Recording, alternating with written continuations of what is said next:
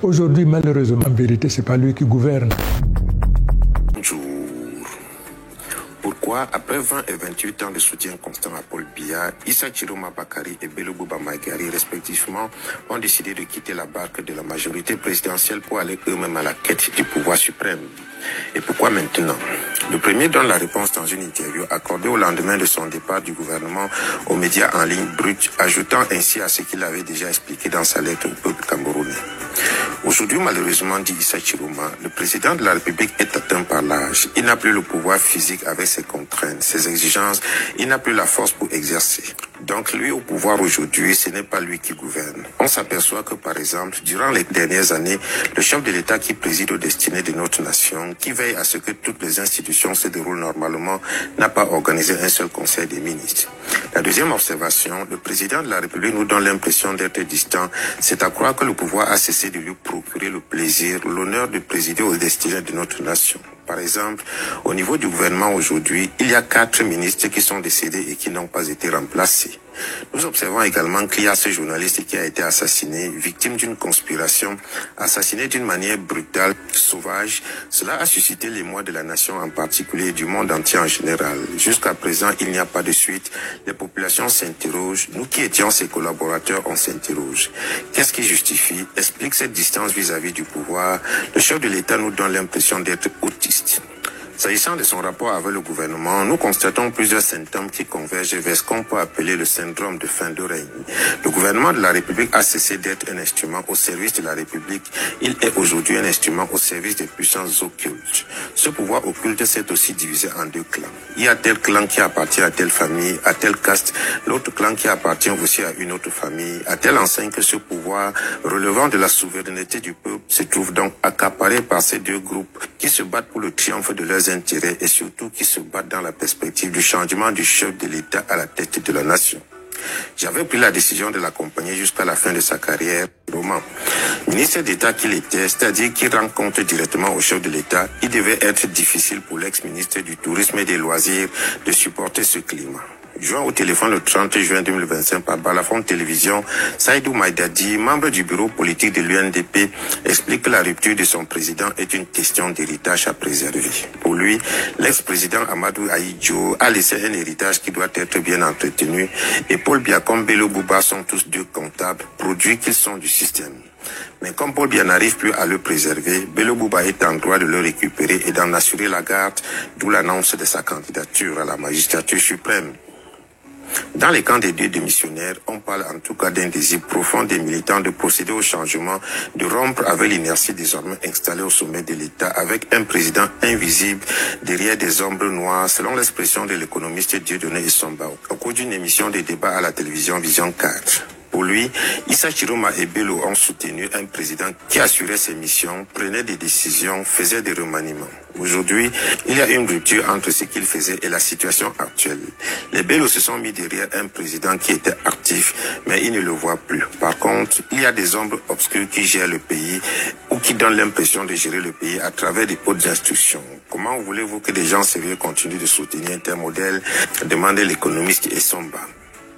La situation telle que décrite et vécue depuis des années laisse voir, malgré les tentatives de cacher que le président de la République est en retrait, plus en capacité d'assumer ses fonctions en temps et en heure. Pas de conseil de ministre, pas de conseil supérieur de la magistrature, pas de remaniement ministériel. Ces rares sorties officielles sont minutieusement préparées et les caméras de la télévision nationale briefées sur les séquences d'images à capturer et faire passer. Les téléphones sont interdits dans les lieux de cérémonie où ils doivent être, à une époque où tous les hommes publics exploitent la moindre image pour se vendre. Issa Chiroma, alors qu'il était ministre de la Communication, répondait à une question de journaliste sur l'absence et le silence du chef de l'État lors de certains événements majeurs nécessitant sa sortie, qu'il est partout et c'est tout.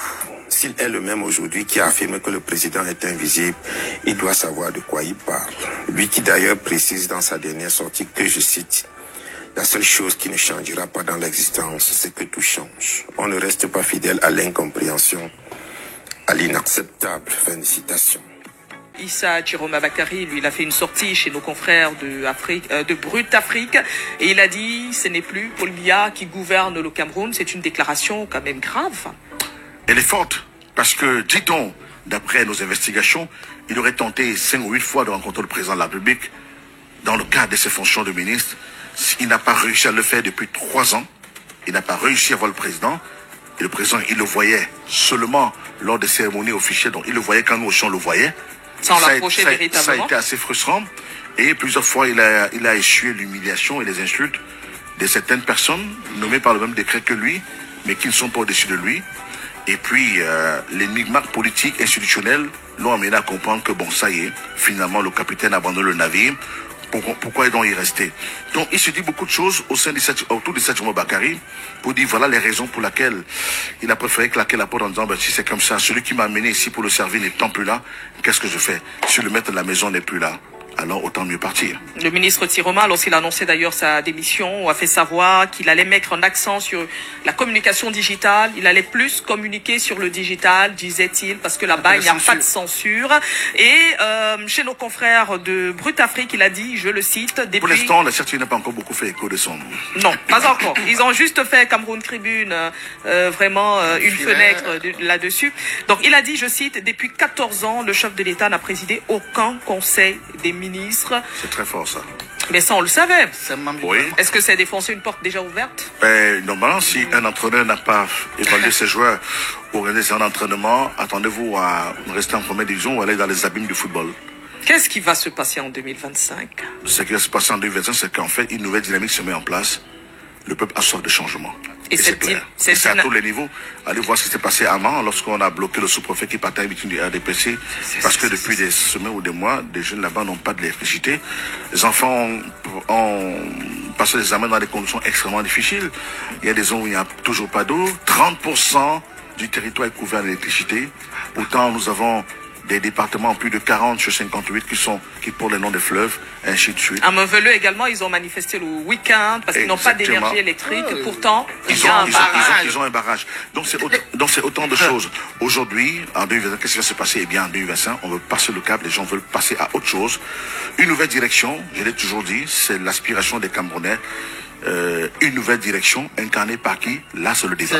Et le chef de l'État, lui, ne se prononce presque jamais dans des circonstances pareilles. On estime qu'il a tout donné et que depuis, ça stagne, ça n'évolue pas. Pas de conseil des ministres, pas de conseil supérieur de la magistrature. Les magistrats sortis d'école, 5 promotions de magistrats. Ça fait 6 au quartier.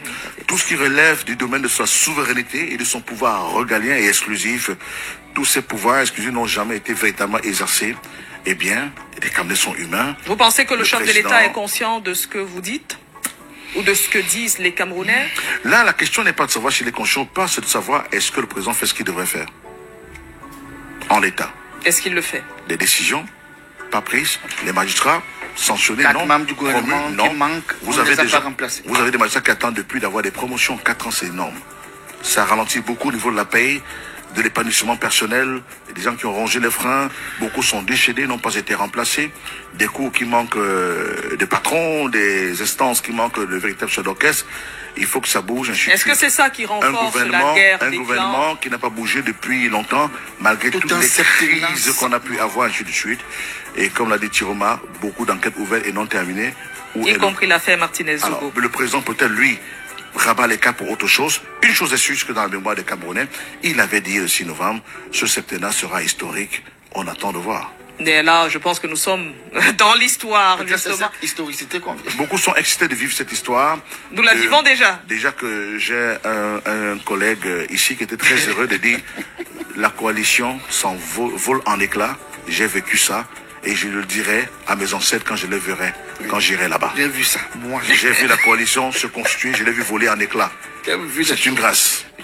L'actualité politique. Que pourra le RDPC sans ses alliés du Nord? Là, la question, tout ce jour là-bas. Et comme l'a dit Mouti Ambassa, ça sera extrêmement difficile pour le RDPC désormais de pouvoir aller à la conquête des suffrages du Nord, puisque les filles du Nord sont rentrées dans la présidentielle. Il y a longtemps, il n'y était plus.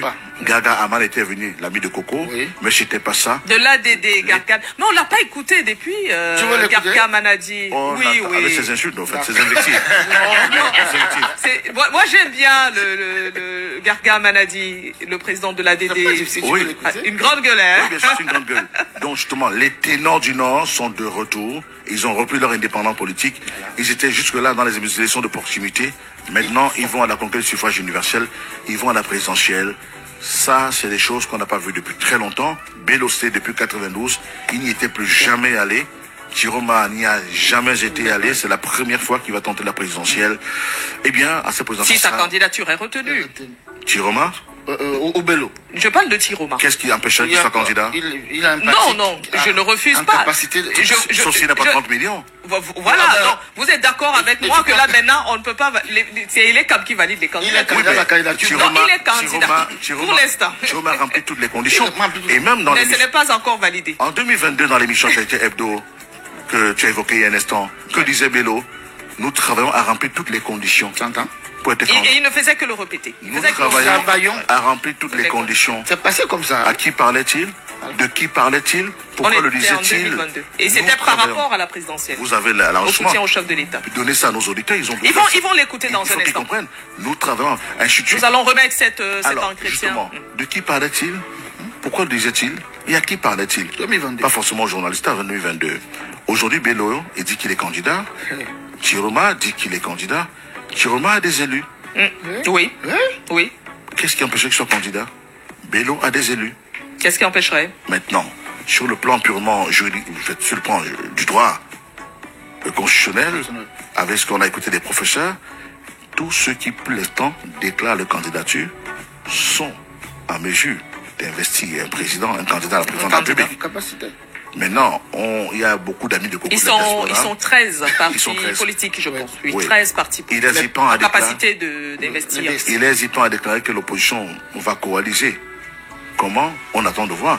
Toujours est-il que Marie-Flore Massana, faisant attention parce que le président Biya pourrait convoquer le corps électoral dès jeudi de la semaine prochaine, jour de la clôture de l'Assemblée nationale.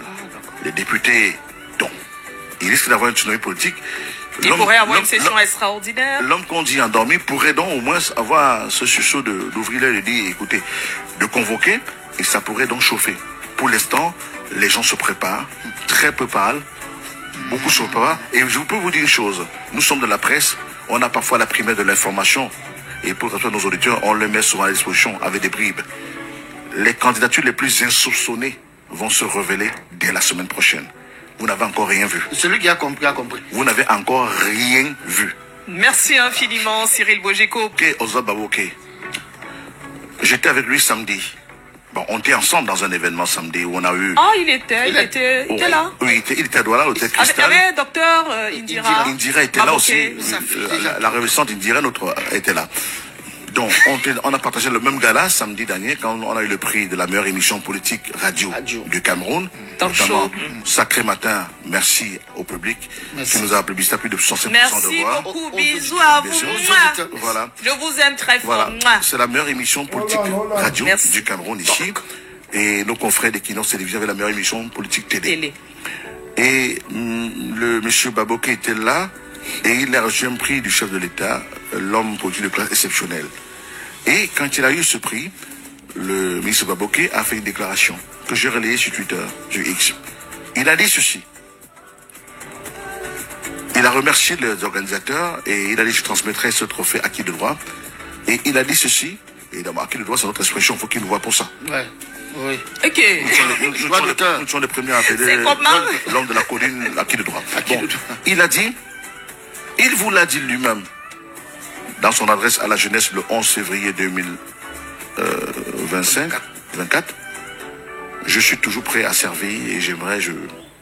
C'était 2025. 2025 ou 2024. C'était 2025. Il a évoqué donc... C'était ce 11 février. Il a évoqué donc cette sortie. Oui, c'était ce 11 et il a dit, il vous a dit lui-même. Et il a donc dit, Baboké a dit, rendez-vous dans les prochains jours. Lui-même, là, on le voit, il y a beaucoup. Hein. Et mon chéri, quoi, t'as dit où depuis? Rendez-vous dans les prochains jours. Et donc, rendez-vous comment? Dimanche matin, j'ai pris le trophée par l'eau bouillon au 2-0. Et tu aimes trop l'eau Congo. Oui, j'ai l'eau 2-0 le trophée. On a eu la veille. Oui. Et je donc, vous êtes parti arroser le trophée de 3 personnes avec 2 personnes. Tu fais la messe de 6 heures. Tu aimes trop la messe de 6 heures. La messe on prend la Saint-Jean.